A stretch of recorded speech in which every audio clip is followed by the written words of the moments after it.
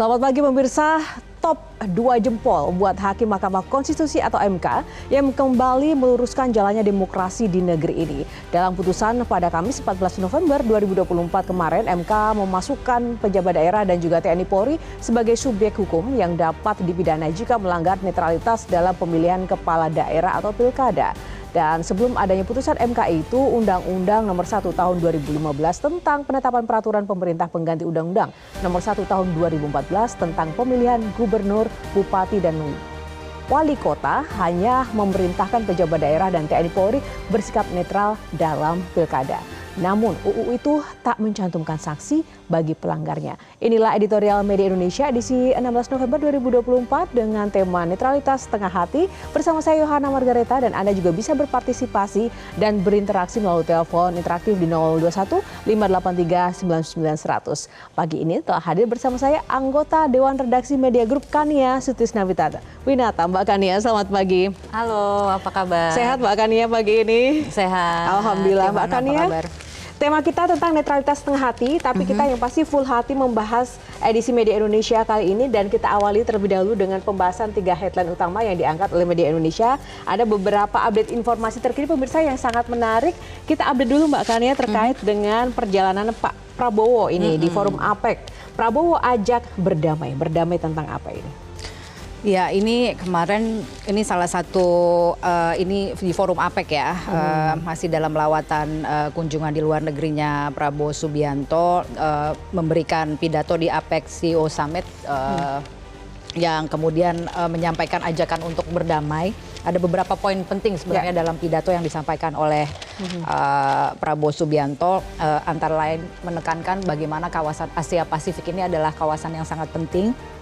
Terutama juga untuk Indonesia ya, karena 9 dari 10 mitra dagang terbesar Indonesia itu ada sebagai anggota dari APEC gitu ya. Jadi menjadi penting sekali, dan bahwa ajakan berdamai ini kalau kita bicara dalam konteks dunia saat ini, di mana yang kita tahu instabilitas terutama yang disebabkan oleh konflik geopolitik menyebabkan ya arus perdagangan agak sedikit terganggu saat ini. Jadi ajakan berdamai ini tentunya adalah ajakan yang sangat tepat sekali, terutama ketika kemudian Prabowo Subianto juga menyampaikan beberapa aspirasi ya pemerintahan yang baru. Nah, salah satu yang kemudian disampaikan adalah peluang kolaborasi, salah satunya adalah di sektor energi. Dan yang perlu digarisbawahi yang kemudian juga disampaikan oleh Prabowo Subianto adalah bahwa Indonesia punya ambisi untuk mencapai kemandirian energi hijau atau ramah lingkungan dengan memanfaatkan sumber daya alam yang berlimpah, bahkan mengatakan bahwa bisa mencapai 100% energi terbarukan dalam beberapa tahun ke depan. Ini adalah janji yang luar biasa begitu yang disampaikan oleh Pak Prabowo dalam pidatonya pada APEC CEO Summit 2024. Dan perlu diketahui bahwa ini yang menghadiri tidak main-main. Ini adalah para pemimpin bisnis dari tentunya negara-negara, kalau kita tahu ya, kan APEC ini mewakili 40% dari populasi dunia, 44% nilai total perdagangan dunia, dan 55% GDP dunia. Dan perlu digarisbawahi juga bahwa APEC ini adalah pasar utama RI, gitu ya. Jadi sangat kontekstual begitu apa yang disampaikan oleh Pak Prabowo, ya mudah-mudahan gayung bersambut begitu ya. Iya, kalau melihat gaya Pak Prabowo, diplomasi beliau dengan beberapa pemimpin negara adidaya, khususnya memang memberikan motivasi dan semangat tersendiri ya Mbak Kania. Ketika kemudian Pak Prabowo juga berani kemudian menyampaikan dan bertanya soal Palestina, di mana kedamaian dan stabilitas global itu memang akhirnya nanti akan berdampak pada stabilitas ekonomi dunia juga. Betul. Prosperity itu adalah kuncinya, katanya seperti itu, menuju perdamaian. Betul sekali.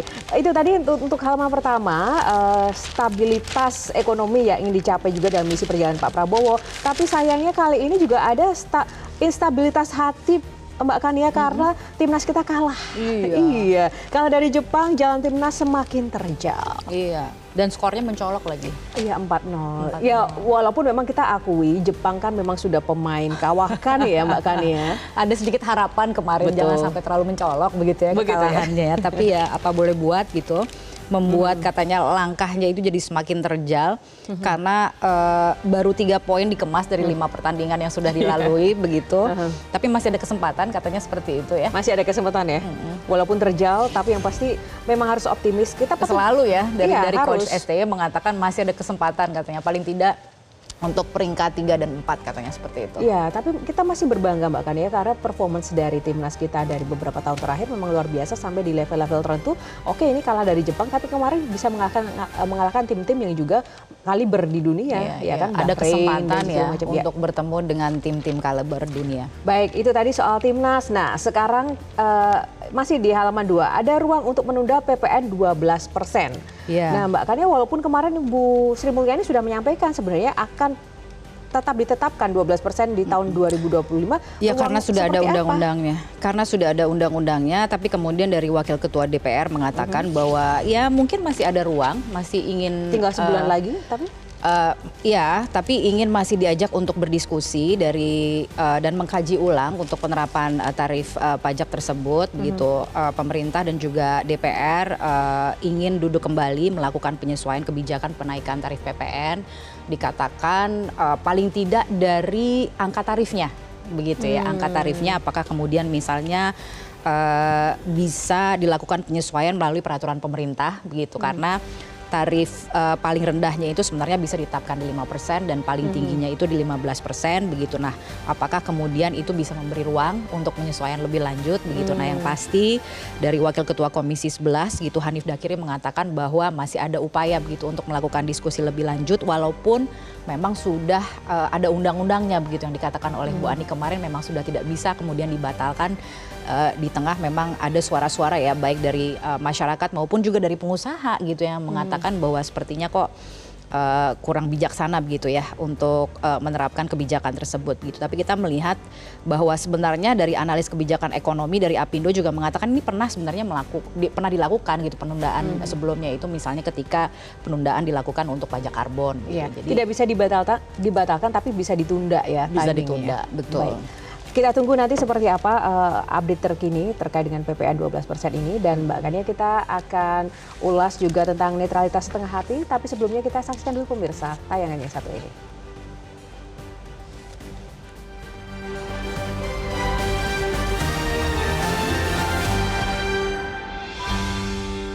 Netralitas setengah hati.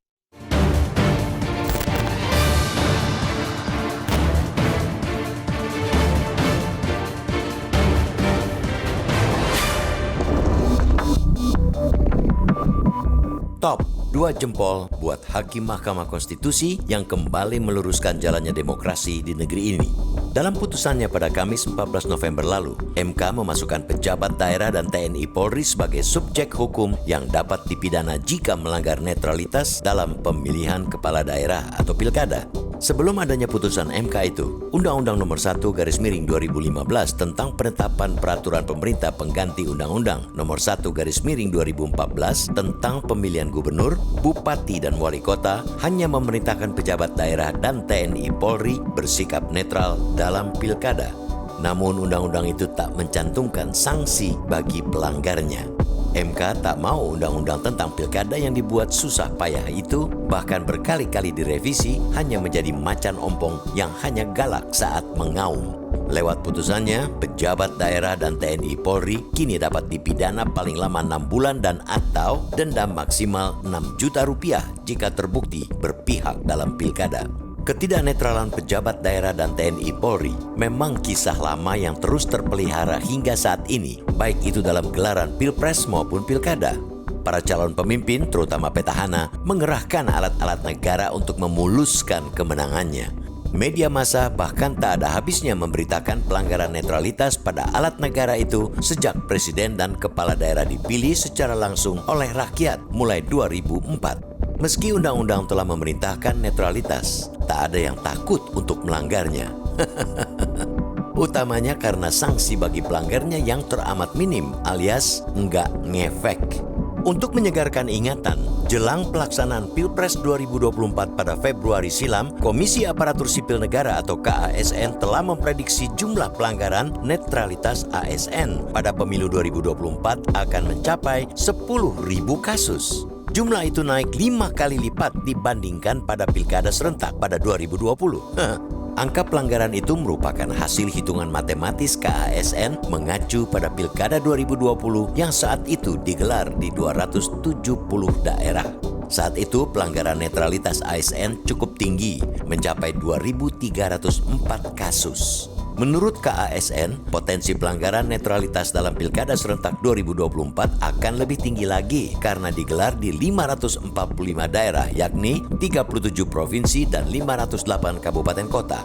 Itu semua terjadi lantaran minimnya sanksi terhadap alat negara yang melanggar prinsip netralitas. Padahal Undang-Undang Nomor 5/2014 tentang Aparatur Sipil Negara atau ASN, Undang-Undang Nomor 34/2004 tentang Tentara Nasional Indonesia atau TNI, dan Undang-Undang Nomor 2/2002 tentang Kepolisian telah memerintahkan netralitas alat negara dalam kehidupan politik dan tidak melibatkan diri pada kegiatan politik praktis. Namun apalah arti sederet peraturan itu jika sanksinya teramat minim?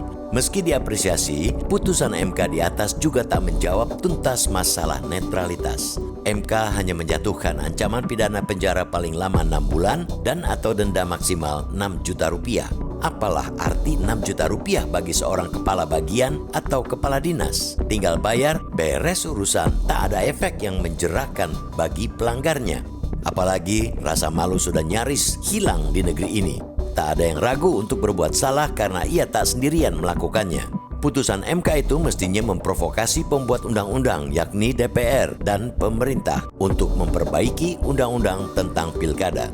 Dalam pertimbangannya, MK menilai netralitas aparatur negara baik sipil maupun militer dalam pilkada merupakan prinsip dasar untuk menjamin penyelenggaraan pemilu yang jujur dan adil. MK berpandangan dengan netralitas aparaturnya, negara dapat menjaga keadilan serta hak warga negara untuk mengikuti pilkada sesuai prinsip jujur dan adil.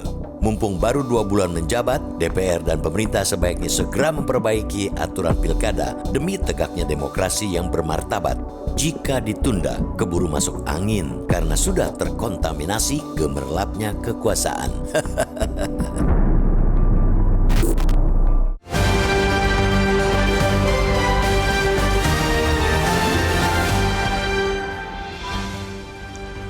Ya, itu tadi tema kita kali ini pemirsa, dan Anda dapat menyampaikan tanggapan melalui line interaktif 021 583 9900 dan kita akan jeda dulu. Sesaat lagi editorial akan segera kembali.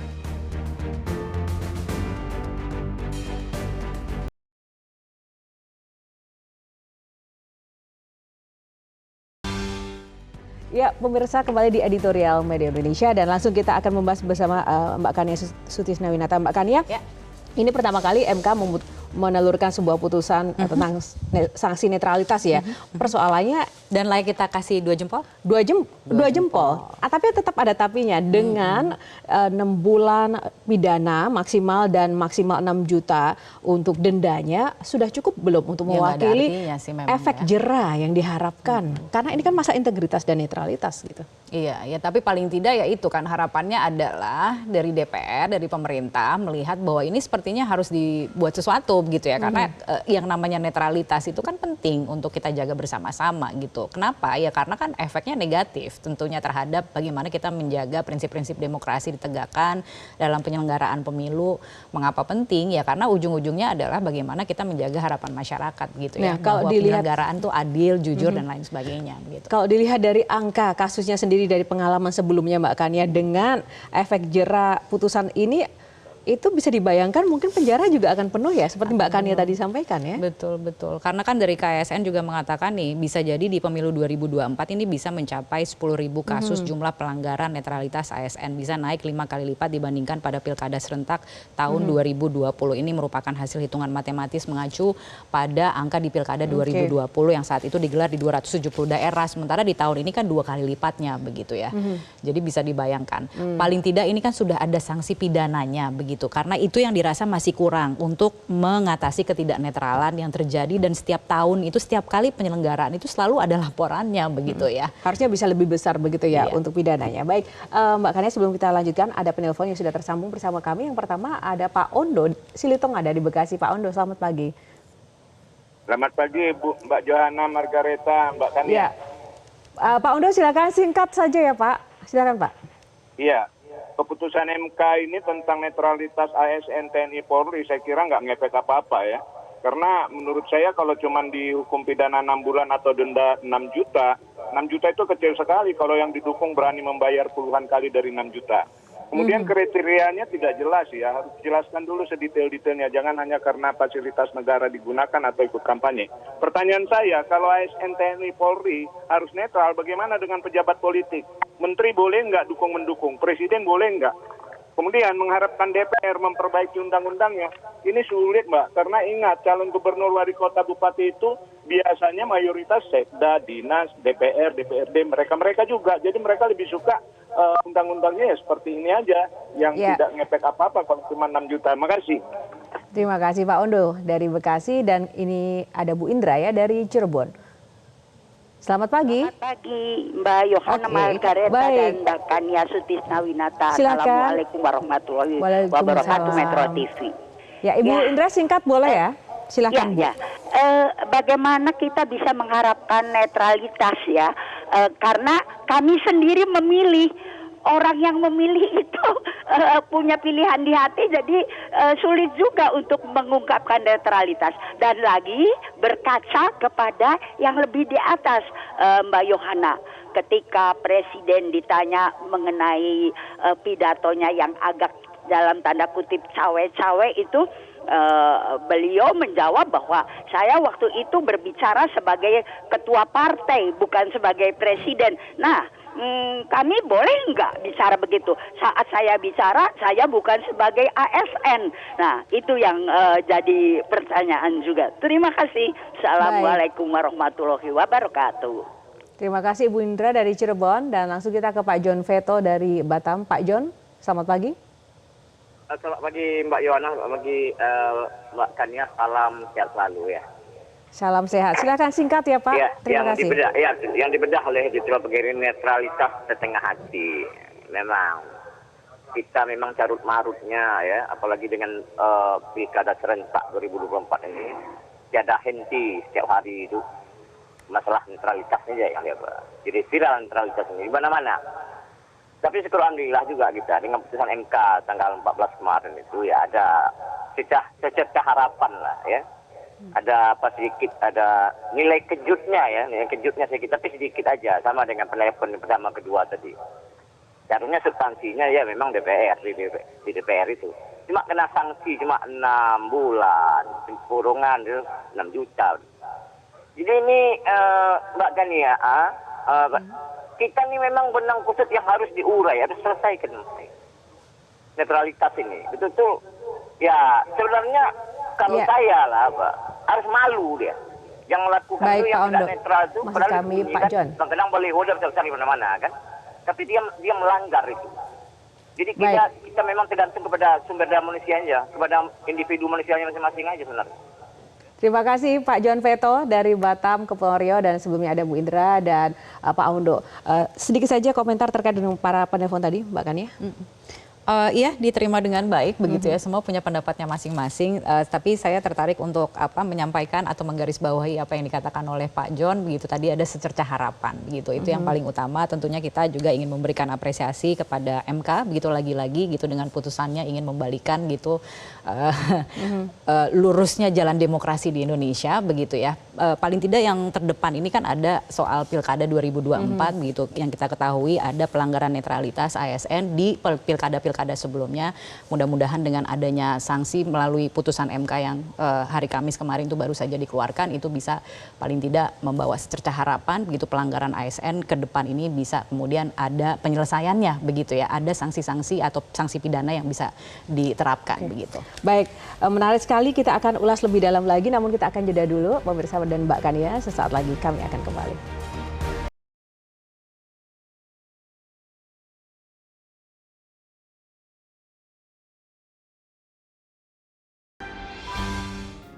Media Indonesia mengajak Anda untuk mengakses fitur premium e-paper. Dengan sajian konten berbasis intelektual dan meneguhkan kebangsaan, Media Indonesia tampil dengan lebih dinamis melalui e-paper Media Indonesia yang dapat Anda akses kapan saja, di mana saja. Caranya mudah, download aplikasi Media Indonesia di Android atau ketik link ePaper.mediaindonesia.com atau bisa scan QR Code pada layar kaca Anda. Klik tab ePaper di bagian samping layar tablet Anda, daftarkan data diri, serta pilih paket berlangganan ePaper Media Indonesia sesuai dengan kebutuhan Anda. Nikmati juga bonus spesial tambahan 4 halaman rubrik fokus setiap hari. Semua bisa Anda dapatkan hanya di ePaper Media Indonesia. Untuk informasi lebih lanjut, hubungi customer service di nomor 0811 1201 2018 atau kunjungi media sosial @mediaindonesia. Media Indonesia, referensi bangsa. Baik, terima kasih kembali di editorial Media Indonesia, Mbak Agania. Singkat saja, walaupun netralitas setengah hati, apa langkah-langkah untuk mengantisipasi agar ini tetap menjadi sesuatu yang penuh untuk kesejahteraan masyarakat dan netralitas pilkada ke depan? Ya, netralitas setengah hati. Netralitas setengah hati itu bisa diatasi dengan sanksi, begitu ya, sanksi yang tegas, begitu. Nah, artinya sanksi yang tegas ini paling tidak sudah ada keberanian, bukan keberanian ya, tapi sudah ada terobosan gitu yang diberikan oleh MK gitu dengan langkah pidana, begitu sebagai jalan keluar untuk menyiasati ketidaknetralan ASN yang selama ini selalu dilaporkan, begitu. Nah, ini kan juga sebenarnya memperlihatkan bahwa ada masalah gitu dalam kita menegakkan prinsip-prinsip demokrasi, terutama dalam penyelenggaraan berbagai kali penyelenggaraan pemilu di Indonesia gitu. Nah, kalau kita melihat netralitas ini kan sebagai salah satu penopang begitu untuk memastikan bahwa penyelenggaraan pemilu ini berjalan dengan adil ya dan jujur begitu. Nah, ini bisa dipastikan paling tidak begitu ada nih gitu ya payung hukumnya sekarang ini.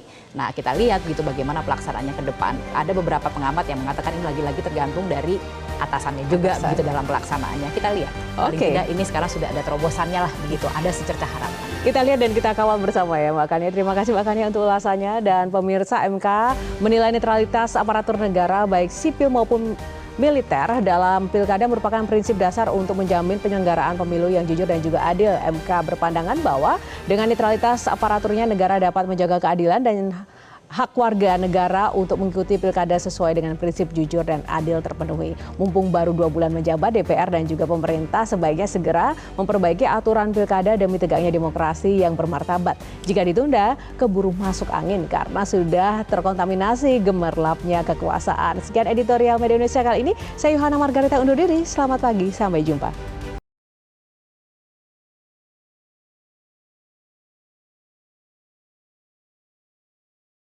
Jelajahi cara baru mendapatkan informasi. Download Metro TV Extend sekarang.